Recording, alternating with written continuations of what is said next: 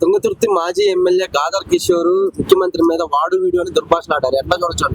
ఇది వాళ్ళ నాయకుడు నేర్పిన సంస్కారం అని అనుకుంటున్నాను. వాళ్ళ తల్లిదండ్రులు అయితే పాపం చాలా మంచి ఉన్నత విద్య చదువుకున్న వాళ్ళు. ఈయన కూడా ఉస్మాన్ యూనివర్సిటీలో మంచి విద్యార్థి ఉండే. కానీ వాళ్ళ నాయకుడు అడుగుజాడలో నడిచి వారు ఏ విధంగా అయితే భాషలు వాడతారో ఆ భాషని ఆయన పూర్తి స్థాయిగా ఆయన లోపలికి తెచ్చుకొని ఆయన ఆత్మగైన మాట్లాడడం జరుగుతుంది. వాస్తవానికి తెలంగాణ రాష్ట్రం వచ్చిన తర్వాత ఈ భాషా ప్రయోగం అనేది ముఖ్యమంత్రి స్థాయిలో ఆనాడే కేసీఆర్ గారు ఎంతో దిగజారి మాట్లాడింది. అది ఒక్కసారి కాదు, ఎన్నోసార్లు దిగజారి మాట్లాడింది. అది వారి స్థాయికి చాలా చెడ్డ పేరు తెచ్చింది.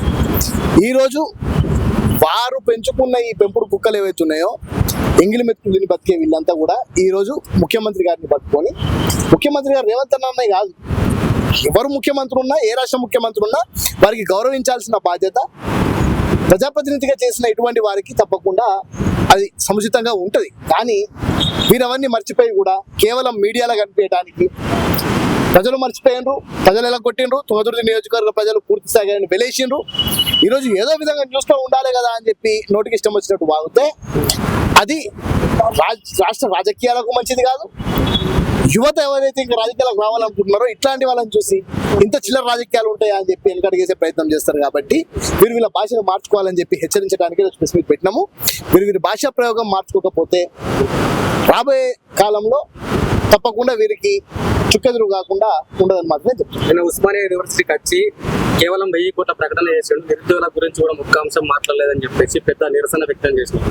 ఏం చెప్తారు దాని గురించి? ఇప్పుడు బీఆర్ఎస్వి నాయకులు వాళ్ళకి ఏదో ఒక జెండా ఉండాలి కదా అని ఎజెండా తప్పదు. వాస్తవానికి ఇంతవరకు 2014 కంటే ముందు కేసీఆర్ గారు అదే ఉస్మానియా యూనివర్సిటీ వేదికగా అలాంటి విద్యార్థులను రెచ్చగొట్టి వారు మాత్రం ముఖ్యమంత్రి అయ్యారు. ఆనాడు పూర్తి స్థాయిగా మాకు ఉద్యోగాలు వస్తే మా నీళ్ళతో మేము మా భూములను పండించుకోగలుగుతాము, మాకు నియామకాలు వస్తాయి అన్న ఉద్దేశంతో మేమందరం కూడా ఆనాడు చదువులను వదిలేసినాం, మా తల్లిదండ్రులను వదిలేసినాం.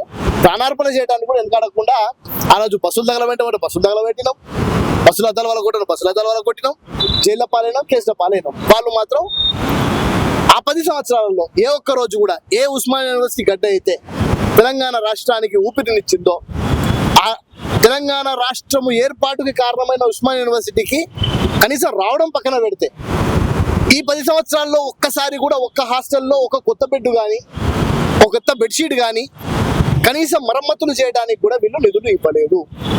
ఈరోజు ముఖ్యమంత్రి రేవంత్ రెడ్డి గారు ముఖ్యమంత్రి అయిన తర్వాత 2 సంవత్సరాల్లో ఇప్పటికీ 2వ పర్యటన ఉస్మానియా యూనివర్సిటీకి. ఒక స్టూడెంట్ లీడర్ నుంచి ఎదిగిన వ్యక్తి కాబట్టి మా రేవంత్ రెడ్డి గారు యూనివర్సిటీలలో ఉన్న సమస్యల మీద అధ్యయనం చేసుకొని 1000 కోట్లు ప్రకటించారు. 1000 కోట్లు ప్రకటించినందుకు హర్షం వ్యక్తం చేయట్లేదు. ఈడ వారు మాట్లాడిన మాటల్ని వక్రీకరించడంలో కులాల చిచ్చు పెట్టడానికి వస్తున్నారు, రెచ్చగొట్టడానికి వస్తున్నారు, చేయడానికి వస్తున్నారు. యూనివర్సిటీలో ఈ రోజు ఉన్న విద్యార్థులు ఇంకో 2 సంవత్సరాలలో నాన్ కోటర్స్ అవుతారు, బయటికి వెళ్ళిపోతారు. ఈ 1000 కోట్లతో అభివృద్ధి చేసే వాటితోని ఆడ కొత్తగా స్టేడియం రాబోతుంది, కొత్త హాస్టల్స్ నిర్మాణం జరగబోతుంది, మరమ్మతులకు జరగాల్సినవి జరగబోతున్నాయి, లైబ్రరీకి సంబంధించి కొత్త పూర్తి స్థాయిగా పరికరాలు తెచ్చే ప్రయత్నం చేస్తున్నాము. వీటన్నిటిని హర్షించే ప్రయత్నం పక్కన పెట్టేసి కేవలం బీఆర్ఎస్పీ నాయకులు వారి నాయకులు ఎవరైతే చెప్తున్నారో వాళ్ళు ఉసుకో అనగానే బయటికి వచ్చి మన మీద మాట్లాడడం జరుగుతుంది తప్ప వారు కూడా వారు మనసు మీద చేసుకొని రాత్రి పడుకొని అవును ఇది నిజమే అని అనుకుంటే నిజమవుతుంది. కానీ వాళ్ళు కేవలం వాళ్ళ నాయకుల మెప్పు కోసం అని చెప్పి మాట్లాడుతున్నారు మాత్రం నేను అనుకుంటున్నా. విద్యార్థి నాయకులు వాళ్ళందరూ ఎడ్యుకేటెడ్స్. ఈ రోజు ఎవరైతే ఎడ్యుకేటెడ్ లీడర్స్ ఉన్నారో కేవలం ఉస్మానియా యూనివర్సిటీ కాదు, కాకతీయ యూనివర్సిటీ కానివ్వండి, మహాత్మా గాంధీ యూనివర్సిటీ కానివ్వండి, తెలంగాణ రాష్ట్రంలో ఉన్న 10 యూనివర్సిటీలు కానివ్వండి, వాళ్ళందరూ కూడా ముఖ్యమంత్రి రేవంత్ రెడ్డి అయిన తర్వాత గురుకులం అని అంటే ఒకే కులం, ఎస్సీలకు ఎస్సీ గురుకులాలు, ట్రైబల్స్కి గిరిజన గురుకులాలు, ముస్లిమ్స్కి మదర్సాలు, ఈ విధంగా ఉన్న ఈ తెలంగాణ రాష్ట్రంలో ఎస్సీ ఎస్టీ బీసీ మైనార్టీలు అందరూ ఒకటే దగ్గర చదువుకోవాలని చెప్పి 77 నియోజకవర్గాలలో 12,600 కోట్ల రూపాయలతో integrated young India integrated schools ఏర్పాటు చేసి నీ బిడ్డ నా బిడ్డ ఎస్సీ బిడ్డ బీసీ బిడ్డ అందరూ ఒక దగ్గర చదువుకోవాలా అన్న ఒక ఉద్దేశంతో ఈరోజు వారు తెలంగాణ రాష్ట్రం అప్పుల పాలైనప్పటికీ కూడా వీరు గత 10 సంవత్సరాల్లో 7 లక్షల కోట్ల రూపాయలు అప్పులు చేస్తే మా ముఖ్యమంత్రి గారు 2 సంవత్సరాలలో 7 లక్షల కోట్ల రూపాయల పెట్టుబడులను తీసుకొచ్చి భవిష్యత్తు యువత కోసం అని చెప్పి ఏ యూనివర్సిటీ విద్యార్థులు అయితే ఈరోజు మాట్లాడుతున్నారో భవిష్యత్తులో వారికి కూడా మేము చేసే ఈ భారత్ ఫ్యూచర్ సిటీలో, ఆర్టిఫిషియల్ ఇంటెలిజెన్స్ యూనివర్సిటీలో, స్పోర్ట్స్ యూనివర్సిటీలో వాళ్ళందరూ కూడా అందరూ ఉద్యోగాలు చేస్తారు. వాళ్ళది మర్చిపోతున్నారు. వారి కోసమని నిర్మిస్తున్న ఫౌండేషన్ ఇదే అంటున్నా, దాన్ని మర్చిపోతున్నారు అంటున్నాను. అంటే యూనివర్సిటీ అంటే ఉస్మానియానే కాదు, మిగతా యూనివర్సిటీని కూడా చూడాలి. ఓన్లీ ఉస్మానియాకి 1000 కోట్లు ఇచ్చేసి మసిగూసి మారడికాయ చేస్తా ఉన్నాం, మిగతా యూనివర్సిటీని పట్టించుకోవట్లేదు అన్నది కూడా వాదన వినిపిస్తా ఉంది మిగతా యూనివర్సిటీ నుండి కూడా. అవి ఇట్లా పూర్తి స్థాయిగా రాష్ట్రంలో ఉన్న ప్రతి ఒక్క యూనివర్సిటీని డెవలప్ చేయడానికి ముఖ్యమంత్రి గారు కంకణం కట్టుకున్నారు. విద్యనే పూర్తి స్థాయిగా ఈ దేశాన్ని మార్చగలుగుతుంది, రాష్ట్రాన్ని మార్చగలుగుతుంది అని నమ్మిన ఏకైక నాయకుడు రేవంత్ రెడ్డి గారు. అతను ముఖ్యమంత్రి అవగానే మొట్టమొదటిగా మెస్ ఛార్జీలు, డైట్ ఛార్జీలు 200% పెంచారు. ఏ రాష్ట్ర ప్రభుత్వం ఇది చేయలే, సాహసం చేయలే. ఈ రోజు డైట్ ఛార్జీలు, మెస్ ఛార్జీలు పెంచడమే కాకుండా నీ బిడ్డ నా బిడ్డ తల్లిదండ్రులకు దూరంగా ఉండుకుంటూ హాస్టల్లో చదువుకునే క్రమంలో మన తల్లిదండ్రులు ఏ విధంగా అయితే మనకి వాళ్ళు కష్టపడ్డ సొమ్ముతోని ఇంత చికెన్ పెట్టుకుంటారు, ఇంత మటన్ పెట్టుకుంటారు, ఇంత గుడ్లు పెడతారు. వాళ్ళు పౌష్టికాహారం బాగుండాలి. పౌష్టికాహారం బాగాలేకపోతే కేసీఆర్ లెక్కనే బక్క చిక్కి వాళ్ళు కూడా పౌష్టికాహారం లోపంతో ఉంటారు. కేసీఆర్ లెక్క కావద్దు, బక్క చిక్కి ఉండొద్దు అని చెప్పి మా రేవంత్ రెడ్డి గారు గుడ్లు డైట్ చార్టే ఇచ్చారు. మొత్తంగా చికెన్ 2 సార్లు, మటన్ 1 సారి, గుడ్లు 2 సార్లు. పౌష్టికాహారంగా ఉండాలి, బలంగా ఉండాలి. మా రేవంత్ అన్న లెక్క, స్పోర్ట్స్ మ్యాన్ లెక్క 56 సంవత్సరాలకు కూడా ప్రపంచ స్థాయిలో ఉన్న మెస్సీతోని పోటీ పడేంత స్థాయిలో విద్యార్థులు బలంగా ఉండాలని అంటే డైట్ చార్ట్ ఏర్పాటు చేసాడు. ఇవన్నీ యూనివర్సిటీలను ఆధీకరణ చేస్తాం.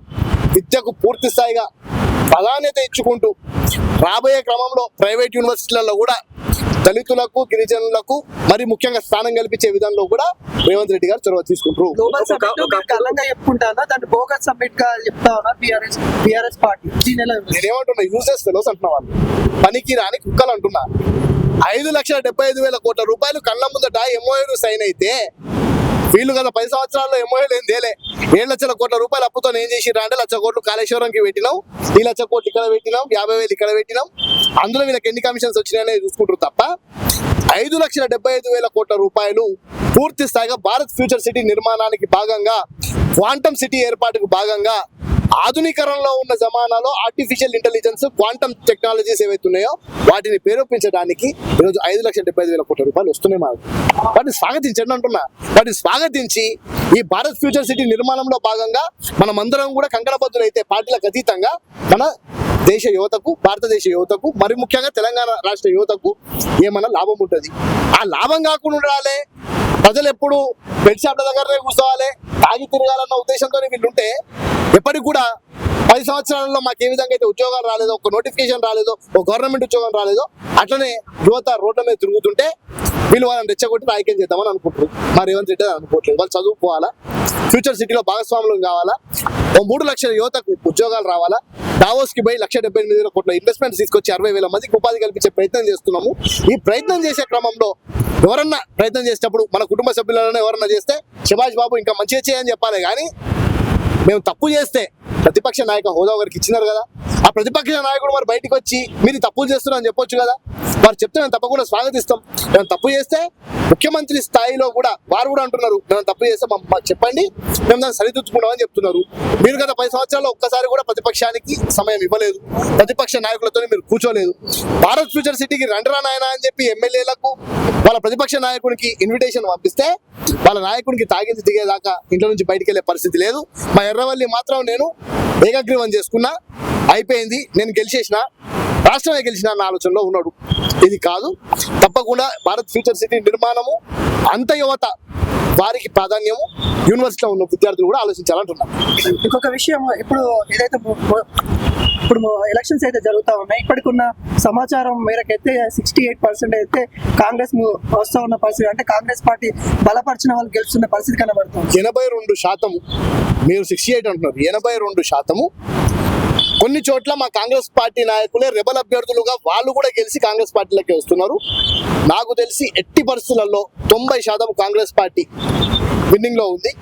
ఎవరైతే సన్న బియ్యం తింటున్నారో గ్రామాలలో, ఎవరైతే రైతు బంధు తీసుకున్నారో మొన్న, ఎవరికైతే 2 లక్షల రుణమాఫీ అయిందో వీరందరూ కాంగ్రెస్ పార్టీకి పూర్తి స్థాయిగా కట్టుబడి ఉన్నారు. వారు కాంగ్రెస్ పార్టీకి ఓటేయబోతున్నారు.